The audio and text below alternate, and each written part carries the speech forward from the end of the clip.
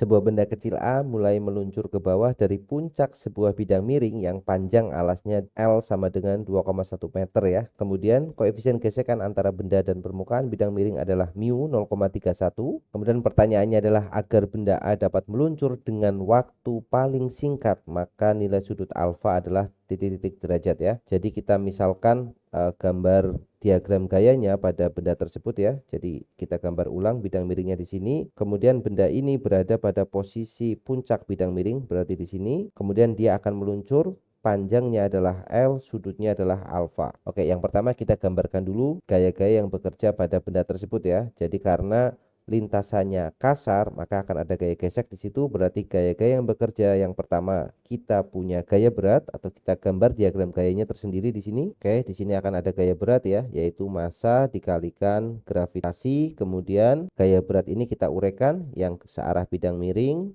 dan yang tegak lurus bidang miring ya. Sudutnya nanti akan ada di sini. Berarti ini adalah mg sin alfa dan yang ke bawah adalah mg cos alfa. Kemudian akan ada gaya normal ke arah atas dan ada gaya gesek ke arah kiri atas seperti ini. Ini ada gaya gesek kinetis ya atau FK dan ini ada gaya normal. Sekarang kita bisa mencari persamaan geraknya ya. Untuk bendanya itu nanti akan turun ke bawah. Kita asumsikan awalnya atau mula-mula dia diam ya. Maka kita bisa mencari nilai percepatannya. Kita bisa gunakan persamaan hukum 2 Newton sigma F yang ke arah sumbu X ya. XY-nya kita buat seperti ini. Yang searah bidang miring adalah X, kemudian yang tegak lurus bidang miring adalah Y. Berarti sigma Fx sama dengan M dikalikan A. Sigma Fx-nya adalah mg sin alfa dikurangi dengan gaya gesek F sama dengan M dikalikan A. Kemudian di sini kita punya lagi untuk gaya geseknya itu persamaannya adalah mg sin alfa min. Gaya geseknya kita bisa ganti menjadi mu dikalikan gaya normal sama dengan M dikalikan A. Persamaan 1. Kemudian kita susun persamaannya untuk yang ke arah sumbu Y. Berarti sigma Fy-nya sama dengan 0 ya. Karena benda ini hanya bergerak di searah pada arah sumbu X ya. Ke arah sumbu Y dia diam. Sehingga persamaan untuk sumbu Y adalah sigma Fy sama dengan 0. Sigma Fy-nya kita punya N sama dengan langsung ya N min mg cos. Berarti N sama dengan mg dikalikan cos alfa. Persamaan 2. Kemudian kita substitusikan persamaan 2 ke persamaan 1, maka kita akan mendapatkan nilai percepatannya ya. Kita masukkan persamaan 2 dan persamaan 1. Berarti kita dapat mg sin alfa kemudian dikurangi mu dikalikan dengan mg cos alfa kemudian sama dengan ma. Cos alfa sama dengan massa dikalikan percepatannya. Nah, semuanya punya massa, maka boleh kita coret ya. Kita bagi semuanya dengan M, sehingga kita dapatkan G sin alfa dikurangi dengan mu G cos alfa itu sama dengan A. Kita buat persamaan ini menjadi persamaan yang ketiga. Selanjutnya, soal ini meminta kita itu untuk mencari nilai sudut alfa pada saat waktunya paling singkat atau waktunya paling minimum. Sehingga kita harus mencari waktu yang diperlukan bidang miring dari atas sampai ke bawah sini ya. Kita bisa gunakan persamaan GLBB karena kita sudah mengetahui nilai percepatannya. Kita misalkan jarak yang ditempuh adalah S, berarti untuk waktu yang diperlukan kita tinggal menggunakan persamaan S itu sama dengan V0 kali T plus setengah dikalikan AT kuadrat. V0-nya 0, kemudian S-nya bisa kita nyatakan dalam L ya. Jadi dari hubungan trigonometri kita bisa dapatkan nilai dari cos alfa itu akan sama dengan L dibagi S, yang mana untuk S-nya berarti kita dapat L dibagi dengan kosinus alfa. Kita bisa masukkan nilai dari S-nya menjadi L dibagi dengan cos alfa akan sama dengan V0-nya adalah 0. Tinggal kita masukkan ya setengah kemudian dikalikan percepatannya. Tadi kita sudah hitung nilai percepatannya yaitu G sin alfa min mu G cos alfa. Jadi setengah dikalikan G sin alfa minus mu G cos alfa kemudian dikalikan T kuadrat. Atau kita bisa susun ulang menjadi T kuadrat sama dengan 2L dibagi dengan ya kita kalikan ya cos alfa dikalikan G sin alfa atau kita tulis G-nya di depan G cos alfa sin alfa dikurangi dengan mu G cos kuadrat alfa sama dengan T kuadrat ya. Ini mu G kemudian cos kuadrat alfa sama dengan T kuadrat.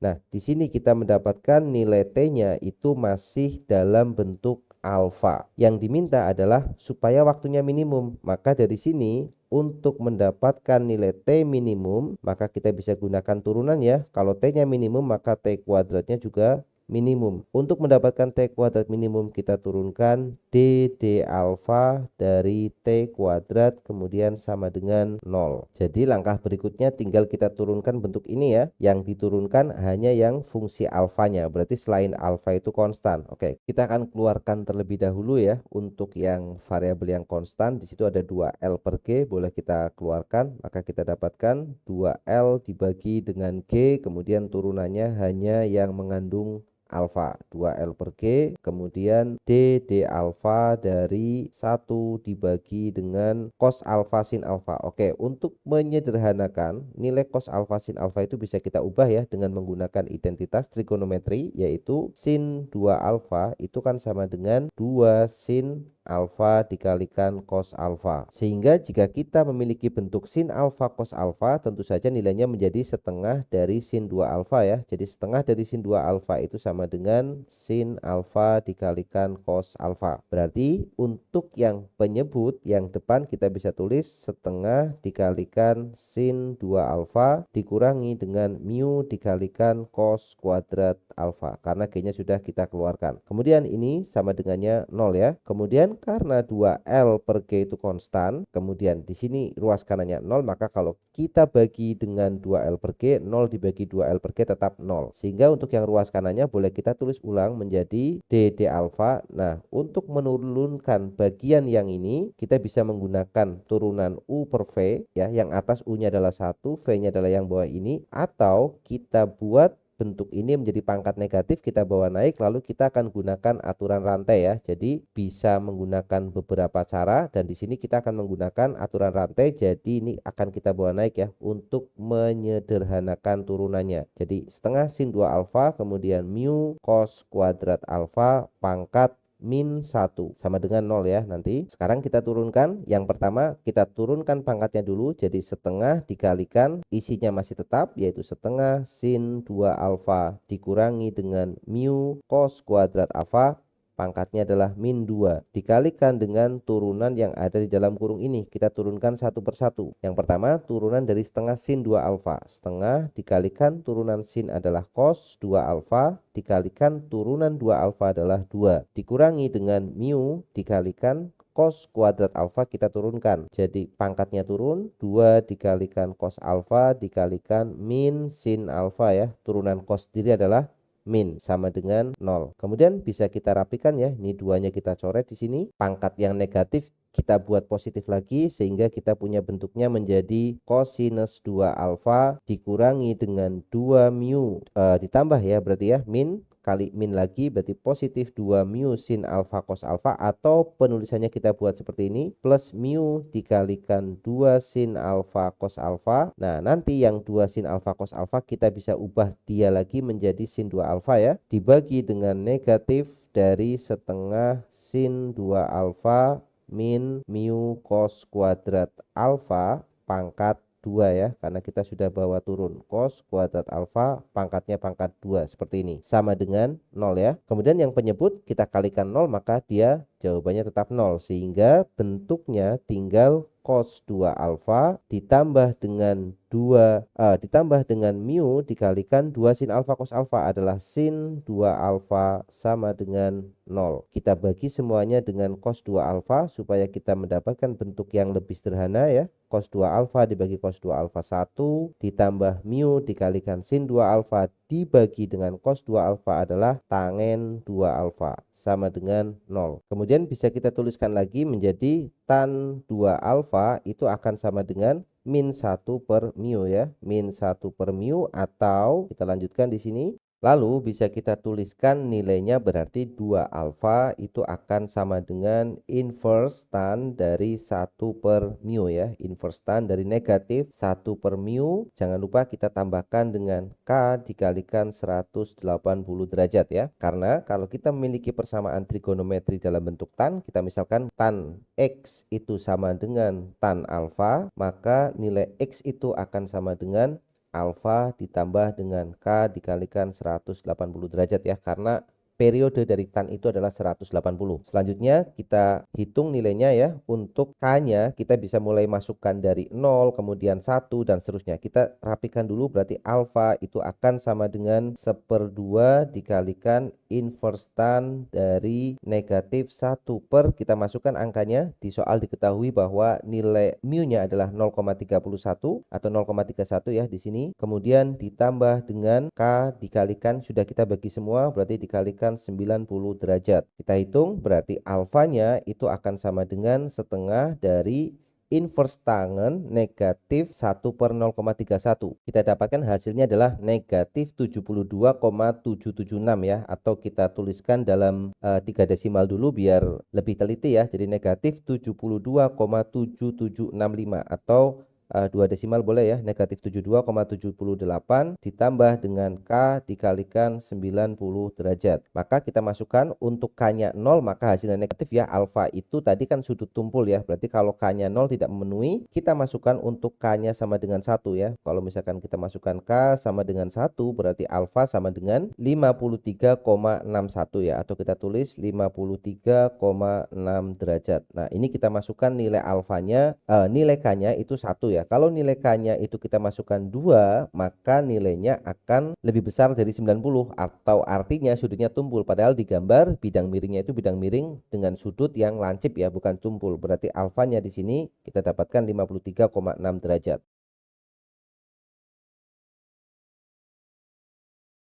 Gambar berikut menampilkan lintasan sebuah peluru yang ditembakkan 2 kali dari tanah dengan kecepatan awal yang sama dan menempuh 2 lintasan yang berbeda. Anggap tidak ada hambatan udara dan percepatan gravitasinya sama dengan G, maka nilai R dibagi G T1 dikalikan T2 sama dengan T titik. Oke, jadi pada kasus kali ini kita memiliki 2 buah lintasan parabola ya, benda yang sama tetapi ditembakkan 2 kali. Yang pertama misalkan kita beri warna merah di sini, waktu tempuhnya adalah T2, dan yang kedua adalah warna biru, waktu tempuhnya adalah T1. Tujuan kita adalah mencari nilai dari R dibagi G T1 T2. Nah, perlu diperhatikan kecepatan menembaknya itu sama, yang berbeda hanya sudutnya ya. Jadi ini warna merah, kemudian yang ini sudut yang untuk warna biru. Tetapi jarak tempuh maksimumnya atau jangkauannya ini ya, R-nya itu sama. Nah, kondisi ini tercapai jika sudut elevasi dari kedua tembakan tersebut itu jumlahnya harus 90. Jadi supaya kita memiliki 2 buah lintasan parabola yang memiliki jangkauan yang sama, itu syaratnya sudutnya kalau dijumlah itu harus 90 derajat. Jadi misalkan untuk yang warna merah ini kita berikan sudutnya adalah theta, maka yang warna biru misalkan sudutnya adalah alfa, maka yang pertama kita tahu bahwa nilai dari theta ditambah dengan alfa itu harus sama dengan 90 derajat supaya kondisi tersebut bisa terpenuhi. Sehingga dari sini kita bisa mendapatkan relasi atau hubungan sudut pelemparannya ya. Di sini bisa kita tuliskan alfa itu sama dengan 90 derajat dikurangi dengan theta. Nah, untuk mengerjakan kasus ini kita bisa gunakan 2 metode ya. Yang pertama kita bisa hitung dulu T1 dikalikan T2-nya itu berapa. Artinya kita perlu tahu nilai T-nya. T di sini adalah waktu yang diperlukan bola untuk sampai di tanah lagi, atau kita sebut sebagai waktu di udara ya. Dan kita tahu persamaannya T itu akan sama dengan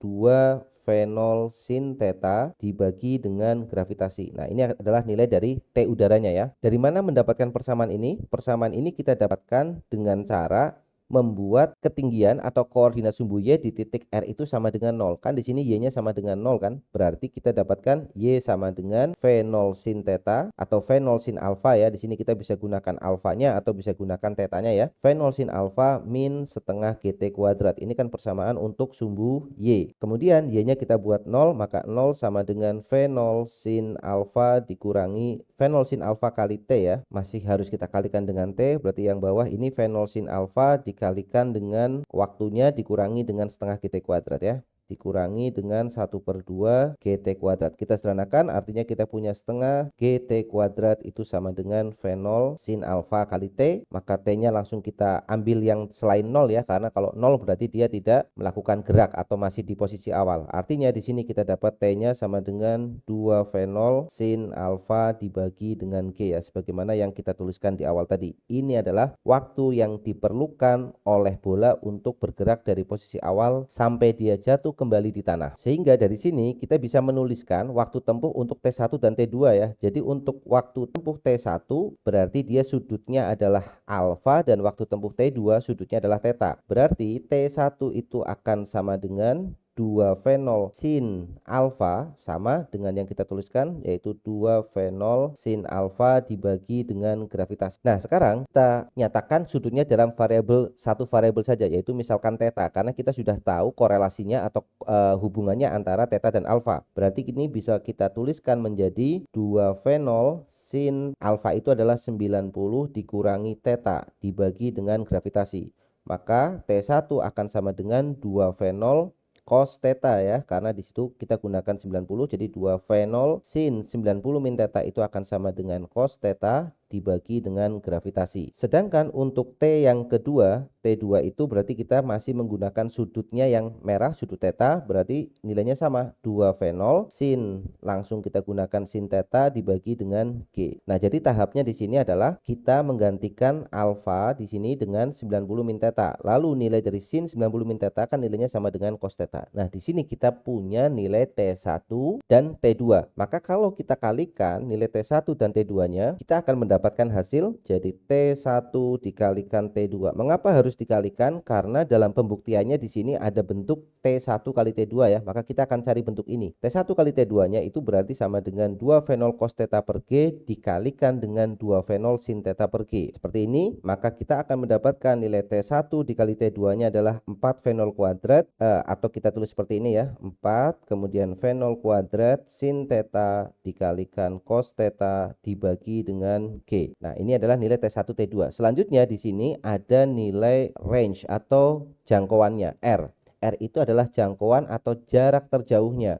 Maka kita bisa tuliskan, kita tahu bahwa untuk jangkauan atau jarak terjauh dari benda yang bergerak parabola itu persamaannya adalah V0 kuadrat dikalikan sin alfa 2 sin alfa cos alfa ya, atau 2 sin theta cos theta. 2 sin theta cos theta, kita bebas memilih theta atau memilih alfa karena nilai R-nya sama. Jadi 2 sin theta cos theta dibagi dengan G. Nah, dari mana persamaan ini? Persamaan ini kita dapatkan dari persamaan arah horizontal biasa, yaitu R itu sama dengan komponen kecepatan yang ke arah horizontal. Jadi kan tadi V0-nya miring ke sini ya. Misalkan kita buat V0 miring ke sana, maka komponen kecepatan yang ke arah horizontal, kalau misalkan sudutnya alfa adalah V0 cos alfa atau V0 cos theta. Yang ke arah vertikal adalah V0 sin alfa. Nah, maka untuk theta pun sama. Sehingga nilai R-nya itu akan sama dengan V0 dikalikan cos theta dikalikan dengan T, kalau theta berarti T2 ya, T2 berarti sama dengan V0 dikalikan cos theta. T2-nya berapa tadi sudah kita hitung, T2-nya adalah 2 V0 sin theta per G ya, 2 V0 sin theta dibagi dengan gravitasi. Atau kita dapatkan V0 kuadrat dikalikan 2 sin theta cos theta dibagi dengan G. Selanjutnya tinggal kita bandingkan saja karena di sini kita punya bentuk R dibagi T1 T2, kita bagi ya sekarang. Jadi kita akan membandingkan R dibagi dengan T1 dikalikan T2. Apa yang kita peroleh dari sini? Untuk R-nya adalah V0 kuadrat dikalikan 2 sin theta dikalikan cos theta dibagi dengan gravitasi G.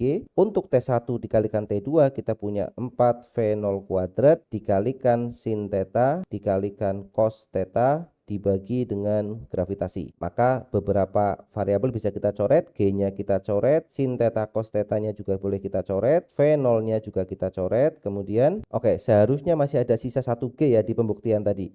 Ternyata di sini yang di atas belum kita tuliskan kuadrat ya. T1 kali T2 itu G-nya G kuadrat ya. Berarti di sini G-nya kuadrat, maka sisanya tinggal 1G. Yang dicoret adalah yang 2-nya ya. Jadi kita coret angka 2-nya di sini. Berarti masih ada 1G, kemudian 2-nya kita coret dengan 4, dapat 2. Selanjutnya boleh kita tuliskan di sebelah kanannya, berarti R dibagi dengan T1 per T2, R per T1 kali T2 sama dengan yang di atas habis 1 dibagi yang di bawah sisa 2 per G. 2 dibagi G, atau kita balik ya, jadi G dibagi dengan 2. Sehingga kalau kita bawa ke pembuktian soal, G-nya itu harus dikalikan dengan T1 T2. Artinya R dibagi dengan G dikalikan T1 dikalikan T2 itu sama dengan 1/2 atau sama dengan 0,5.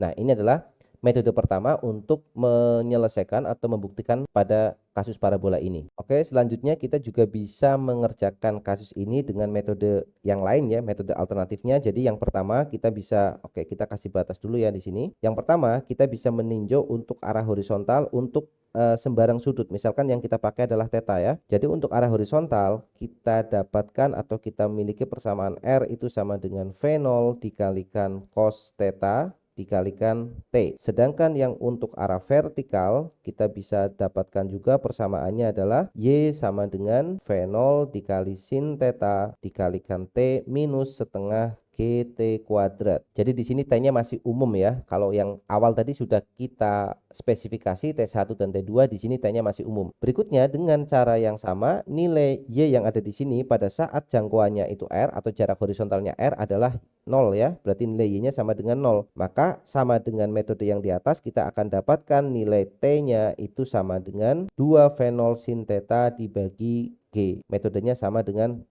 cara sebelumnya. Kita akan dapatkan persamaannya seperti ini. Nah, di metode kali ini kita akan menyelesaikan dengan cara menghubungkan bentuk trigonometrinya. Di sini kita punya nilai cos theta, di sini kita punya nilai sin theta ya. Tinggal kita hubungkan nilai cos theta dan sin theta yang ada di sini. Salah satu caranya misalkan untuk yang atas kita buat cos theta sebagai subjeknya, berarti cos theta itu akan sama dengan R dibagi dengan V0T. Nah, dari nilai cos theta ini kita bisa mencari nilai sin theta-nya ya. Bisa menggunakan identitas, bisa juga pakai segitiga ya. Jadi nilai cos theta ini nanti akan kita pakai untuk mencari nilai sin. Misalkan kita akan gunakan segitiga seperti ini. Kalau misalkan kita punya segitiga, kemudian di sini sudutnya adalah theta, ini 90, ini adalah theta. Cos itu adalah samping per miring. Sampingnya adalah ini, R, miringnya adalah V0 dikalikan T. Berarti sisi depannya adalah akar dari, dengan menggunakan Pitagoras biasa ya, sisi miring kuadrat dikurangi dengan R kuadrat. Maka dari segitiga itu kita bisa dapatkan nilai sinnya.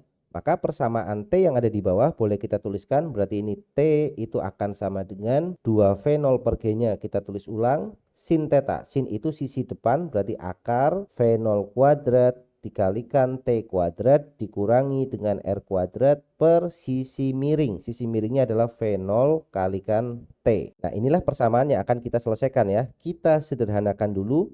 Berarti di sini V0-nya bisa kita coret ya, sehingga kita dapatkan GT kuadrat, kita kalikan semuanya dengan GT, berarti GT kuadrat sama dengan 2 akar dari V0 kuadrat kemudian T kuadrat dikurang dengan R kuadrat. Selanjutnya kita susun ulang dan kita hilangkan akarnya dengan cara mengkuadratkan. Jadi kita punya G kuadrat T pangkat 4 sama dengan di sini 4 dikalikan kita kuadratkan ya. Jadi ini adalah kita kuadrat, sehingga ini tinggal V0 kuadrat T kuadrat minus R kuadrat. Oke, susun ulang persamaannya, maka kita dapatkan G kuadrat T pangkat 4 kita jadikan satu ruas, negatif 4 V0 kuadrat T kuadrat positif 4 R kuadrat sama dengan 0. Selanjutnya perhatikan persamaan yang terakhir kita dapatkan di sini tidak lain adalah persamaan kuadrat dalam bentuk T kuadrat ya. Jadi supaya kelihatan kita akan buat seperti ini. Misalkan nilai T kuadratnya itu sama dengan T besar. Berarti kalau T kuadratnya sama dengan T besar, persamaan ini bisa kita susun menjadi G kuadrat T besar kuadrat minus 4V0 dikalikan T besar ya, 4V0 dikalikan T besar ditambah dengan 4R kuadrat sama dengan 0. Sekarang sudah terlihat jelas bahwa ini adalah persamaan kuadrat dengan A-nya adalah G kuadrat, B-nya adalah 4 min 4V0 dan C-nya adalah 4R kuadrat. Maka selanjutnya tinggal kita selesaikan dengan formula ABC ya, berarti T itu akan sama dengan min B, berarti min dari 4V0 berarti min dari minus 4V0 ya, jadi 4V0 plus minus akar dari B kuadrat berarti 16V0 kuadrat min 4 dikali G kuadrat dikali 4R kuadrat, jadi minus 4 kali 4 16 ya, 16G kuadrat R kuadrat dibagi dengan 2A-nya adalah 2 dikalikan G kuadrat. Nah, inilah nilai dari T besar, yang mana T besar itu adalah T kecil kuadrat. Berarti di sini kita punya nilai T kecilnya adalah itu semua di akar. Nah, jadi kita dapatkan T kecil itu sama dengan akar dari ini semua ya. Jadi bentuk ini kemudian kita nanti akan buat dia kita akar. Jadi ini kemudian kita akarkan. Nah, yang menjadi T1 itu adalah misalkan salah satu ya, ini kita akar ulang lagi seperti ini. Nah, untuk menyederhanakan penulisan, bentuk akarnya kita buat pangkat setengah saja. Jadi ini kita buat pangkat setengah. Nah, nanti T1 adalah yang plus, misalkan yang besar tadi ya, T1 itu yang jauh, misalkan yang plus, dan T2 itu yang min. Nah, kita akan mencari nilai T1 kali T2 dari bentuk ini. Jadi kalau kita kalikan bentuknya untuk T1 itu akan sama dengan, ya jadi bentuknya sama persis di sini. T1-nya kita tinggal menuliskan ulang bentuk ini, tetapi kita akan menggunakan tanda yang positif. Jadi yang diubah hanya tandanya aja di sini. Untuk T1 kita pakai yang notasi positif, sedangkan untuk T2-nya kita menggunakan yang negatif. Oke, kita tulis di sini ya. Untuk T2-nya kita gunakan atau kita pilih tanda yang di sini yang negatif. Nah, sekarang tinggal kita kerjakan persamaan T1 dikalikan T2. Oke, kita tuliskan di sini ya. Jadi T1 dikalikan dengan T2 itu akan sama dengan akarnya kita satukan. Kemudian yang bawah berarti kalau kita kalikan kan seperti ini ya. Jadi kalau kita kalikan, kita punya 4V0 ditambah dengan akar. Perhatikan yang di dalam akar itu nilainya sama persis ya. Yang di dalam akar itu nilainya sama persis, tidak berubah. Maka untuk menyederhanakan perhitungan, bagian ini kita misalkan. Jadi bagian yang ada di dalam akar itu kita misalkan sebagai satu konstanta yang namanya misalkan A ya. Kita misalkan dia jadi A. Berarti di sini kita dapat 4V0 plus A dibagi dengan 2G kuadrat dikalikan dengan pangkatnya kita jadiin 1. Yang belakang adalah 4V0 dikurangi A dibagi dengan 2G kuadrat. Kemudian pangkat setengahnya kita satukan di sini. Berikutnya kita akan dapatkan, kita selesaikan dulu ya di sini, jadi 4G pangkat 4. Yang di atas bentuknya cukup bagus karena di sini kita memiliki bentuk A plus B kemudian A min B. Jadi kalau kita punya bentuk A plus B A min B, kita bisa sederhanakan menjadi A kuadrat min B kuadrat ya, dengan menggunakan aljabar sederhana. Jadi A kuadrat min B kuadrat itu akan sama dengan A plus B kemudian dikalikan dengan A min B. Artinya bentuk yang pembilang bisa kita kuadratkan dikurangi dengan kuadrat. Berarti 16V0 kuadrat dikurangi dengan A kuadrat. Nah, sekarang baru kita buka A-nya ya. Jadi A-nya kita buka lagi menjadi, ini kita dapatkan T1 kali T2 akan sama dengan, kita tulis ulang, dan 16V, ini masih ada akarnya ya, maaf. Ini masih ada akarnya.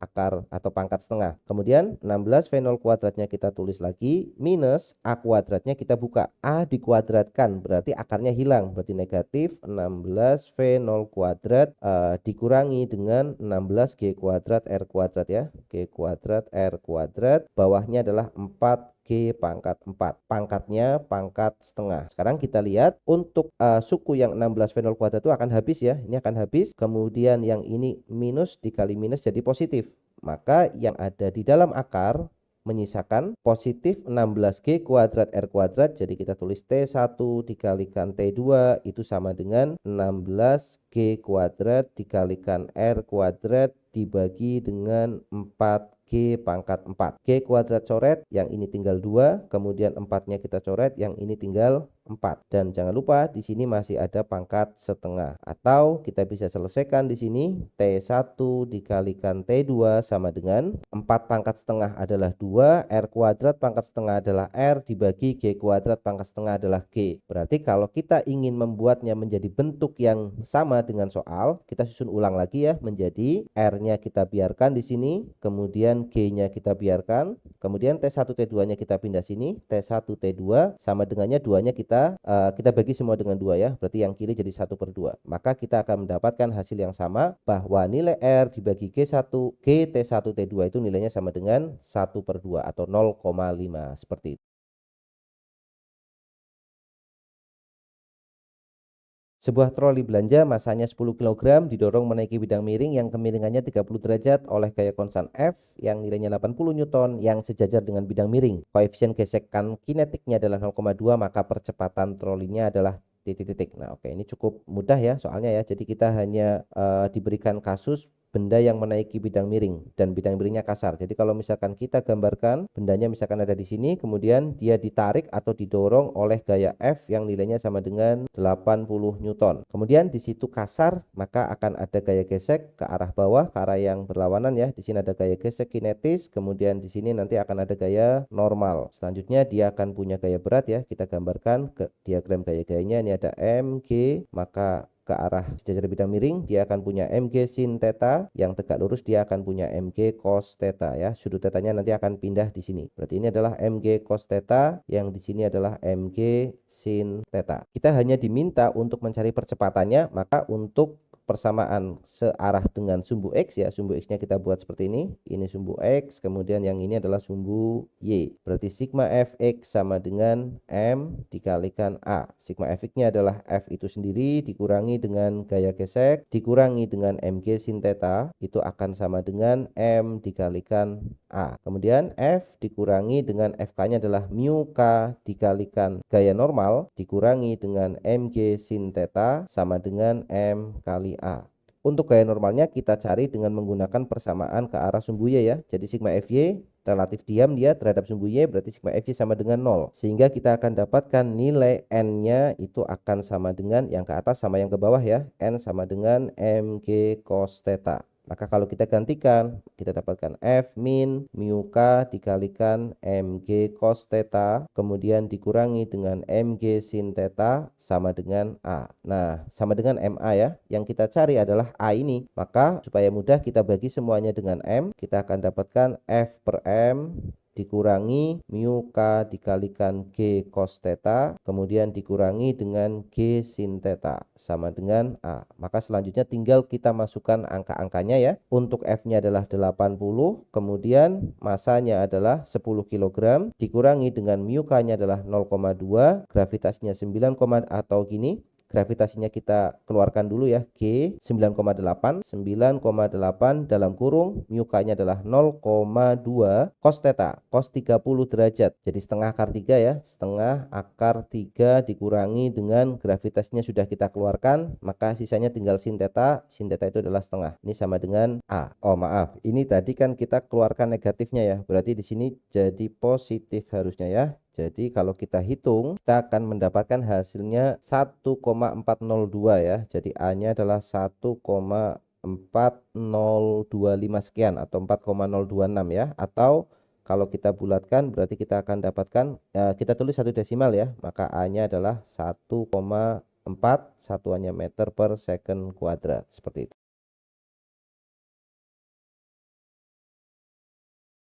Seorang di perahu 1 mendorong seseorang di perahu 2 dengan gaya 46 Newton untuk menjauhkan kedua perahu. Masa perahu 1 adalah 130 kg dan perahu 2 adalah 250 kg. Momentum dari setiap perahu setelah diberikan dorongan selama 1,2 detik adalah titik-titik Newton second. Oke, jadi soal ini sebenarnya cukup sederhana ya. Orang yang ada di perahu 1 itu memberikan dorongan ke perahu 2. Berarti dia akan memberikan impuls ke perahu 2, maka orang yang ada di perahu 1 juga akan mendapatkan impuls yang sama. Berapa besar impulsnya tinggal kita kalikan antara gaya dengan selang waktu bekerjanya gaya kan. Berarti dia akan kita tuliskan di sini ya. Impuls itu definisinya adalah gaya dikalikan selang waktu bekerjanya gaya tersebut atau F kali delta T. Berarti ini akan sama dengan F-nya itu 46 Newton dikalikan dengan delta T-nya adalah 1,2 detik. Berarti dia akan sama dengan 55,2 Newton second ya. Jadi cukup sederhana.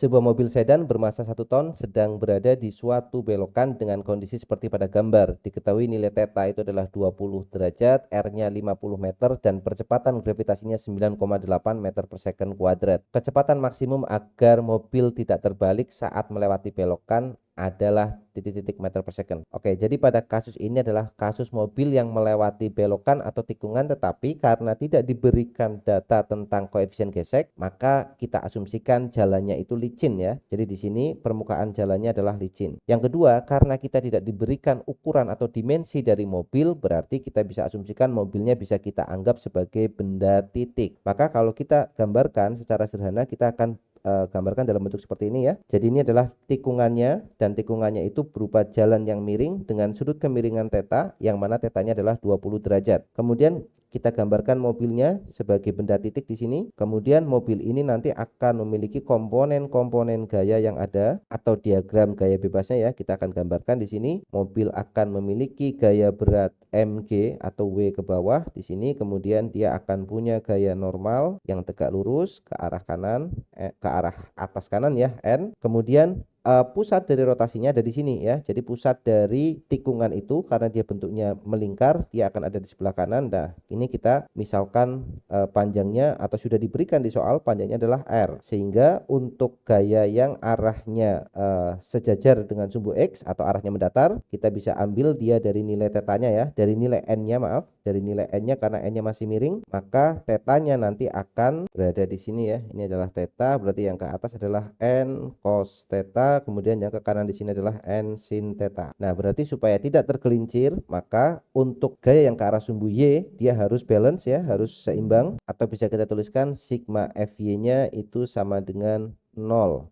Berarti kita punya N cos theta itu sama dengan mg. Kemudian untuk ke arah sumbu X, mobil itu bergerak dengan lintasan berupa lingkaran, berarti sigma fx-nya sama dengan m dikalikan percepatan sentripetal. Sigma fx-nya di situ juga cuma satu ya, jadi n sin theta itu sama dengan m dikalikan kecepatan, berarti v kuadrat dibagi dengan r.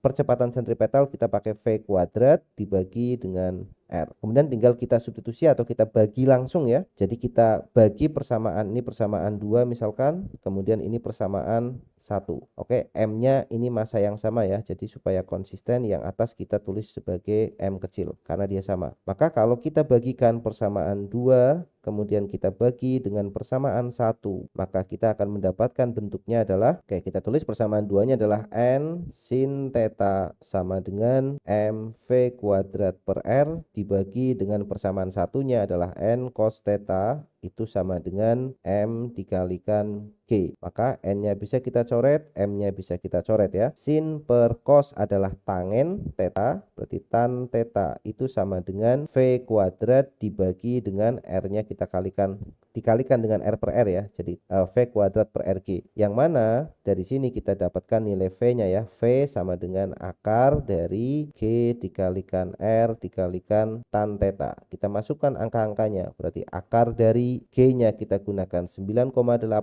R-nya adalah 50 meter dikalikan dengan tan theta, tetanya adalah 20 derajat. Nah, bentuk ini tinggal kita hitung ya. Berarti ini akan sama dengan, jika kita masukkan angka-angkanya, kita akan dapat nilainya 13,354 ya, atau 13,4 ya. Kita bulatkan satu desimal, berarti kecepatan maksimumnya adalah 13,4 meter per second. Seperti itu.